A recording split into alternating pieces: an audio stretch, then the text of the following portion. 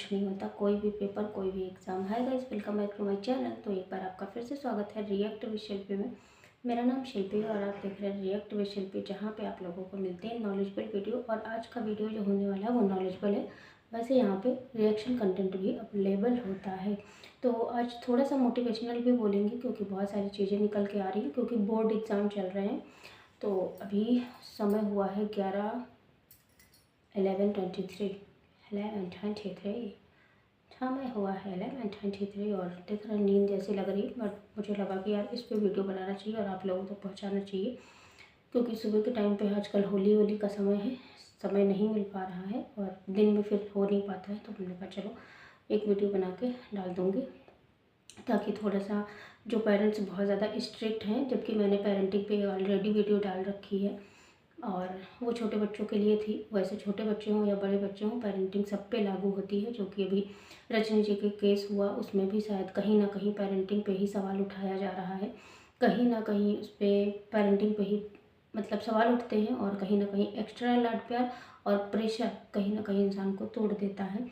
तो एक ऐसा ही किस्सा हुआ है बाराबंकी में हमारे, जहाँ पे यूपी बोर्ड जीव विज्ञान का जो पेपर था देने गई थी। श्रीनू नाम था उनका, और सोमवार को जब वह घर से निकली थी तो काफ़ी खुश थी, पर लौट कर जब आई तो काफ़ी उदास थी। इसके बाद वह अपने कमरे में चली गई। शाम को ठीक से खाना भी नहीं खाया। बच्ची का नाम श्रीनू वर्मा है, पर अपने बाबा को टाइम से दवा देना नहीं भूली। रात 1 बजे जब घर के बरामदे में छज्जे पर दुपट्टे से बने फांसी के फंदे से उसका शव लटका मिला।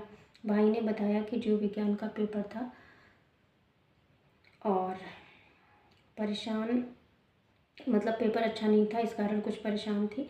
मामला सफदरगंज के उधौली गांव का है। उधौली गांव कोई पड़ता है बाराबंकी में। और मृतका श्रीनू शर्मा 18 वर्ष की। भाई ऋषि ने बताया कि उनके पिता का 6 वर्ष पहले ही निधन हो चुका है। बहनों के साथ गांव में ही बाबा के साथ रहते थे और बाबा के साथ में इनका कनेक्शन बहुत अच्छा दिख रहा है। जैसा कि इतना परेशान होने के बावजूद भी बाबा जो है बाबा को दवा वगैरह दी और बहुत अच्छे से सब कुछ किया। लेकिन जब सब लोग सो चुके तो फिर रात के 1 बजे शायद इन्होंने ऐसा कदम उठा लिया। और बहनों के साथ ये लोग रहते थे, भाई बहन के साथ। और भाई बहनों में जो श्रीनू थी वो तीसरे नंबर पर थी। पढ़ाई में अच्छी होने के कारण परिवार के सभी लोगों को काफ़ी उम्मीदें थी। आप समझ रहे हैं, उम्मीदें थी ज़्यादा, मतलब बच्ची पढ़ने में अच्छी थी, सब कुछ था। लेकिन जब कहते हैं ना कि बच्चा अगर पढ़ने में अच्छा है तो माँ बाप उम्मीद ज़्यादा लगा लेते हैं, और कहीं ना कहीं एक बार फिर से एक उम्मीद ने ही शायद एक बच्ची को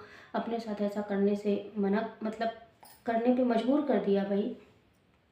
क्योंकि बच्चे इतने ज़्यादा फ्रस्ट्रेट हो जाते हैं, बच्चे इतना ज़्यादा परेशान हो जाते हैं। मैं ये नहीं कहती कि किसी माँ बाप का ऐसा जो है वो होता है, लेकिन आजकल ना ये जो कहते हैं ना कि ये कॉपी किताबों की जो पढ़ाई है, एक तो पहली बात इतना ज़्यादा लाइफ में हमें काम नहीं आती, और काम भी आती है तो सिर्फ जॉब पाने तक ही सीमित रहती है। उसके बाद जो ज़िंदगी की लड़ाई है वो हमें खुद के उस पर दम पे लड़नी पड़ती है। तो कहीं ना कहीं हमारे बच्चों को, हमारे जो टीनेजर्स हों या फिर छोटे बच्चे हों या फिर बड़े बच्चे हों, कहीं ना कहीं ये प्रेशर वन नाम की जो चीज़ है, जो पेपर को, पढ़ाई को लेके, नौकरी को लेके, बेरोजगारी में जो टेंशन होती है, उन सारी चीज़ों को लेके दूर रखना पड़ेगा।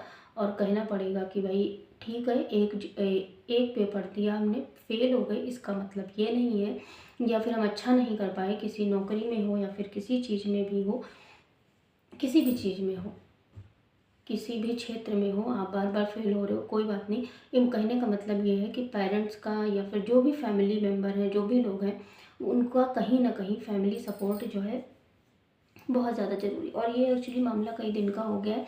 मेरा वीडियो बनाने का मोटिव सिर्फ इतना था कि अवेयरनेस के लिए थोड़ा सा पेरेंट्स को अवेयर होना बहुत ज़्यादा ज़रूरी है। और ऐसा ये कोई एक किस्सा नहीं है, मैंने एक एग्जांपल लिया। ऐसे बहुत सारे केसेस आते हैं, कोई बच्चा नदी में कूद जाता है, कोई बच्चा ट्रेन की पटरी पे आ जाता है। क्यों? क्योंकि प्रेशर बहुत ज़्यादा है।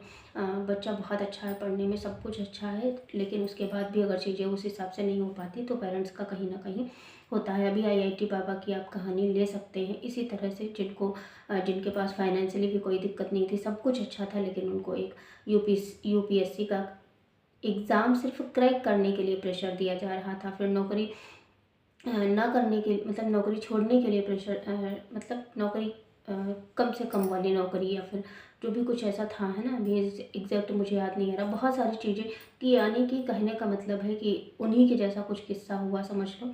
बस ये बात है ये कि बच्ची थी और वो बड़े थे थोड़े से, वो संभल गए, संभल क्या गए, मतलब वो अलग ही दुनिया में चले गए, क्योंकि उनके पास कोई सपोर्ट नहीं था, कोई मेंटल सपोर्ट नहीं था, इमोशनल सपोर्ट नहीं था, क्योंकि आज की लाइफ इतनी ज़्यादा मतलब परेशानी वाली है ना, इतना ज़्यादा कंपटीशन है हर चीज़ में, कि सबसे ज़्यादा तो आज की डेट में अगर कुछ कुछ भी इम्पोर्टेंट रखता है तो मुझे लगता है वो मेंटल सपोर्ट और ये इमोशनल सपोर्ट बहुत ज़्यादा ज़रूरी है। क्योंकि कहीं ना कहीं इंसान हर चीज़ से डील कर लेता है, लेकिन अपने इमोशंस पे आके ही जो है ये सारी चीज़ें करता है। जैसे इस बच्ची ने किया, तो इस बच्ची ने यही इसी वजह से किया, क्योंकि वो प्रेशर में थी कि यार पूरी फैमिली को मेरे से उम्मीद है, और अगर पेपर अच्छा नहीं हुआ, मैं फ़ेल हो गई, तो फिर क्या होगा मेरा, इससे अच्छा मैं ऐसा कुछ कर लेती हूँ।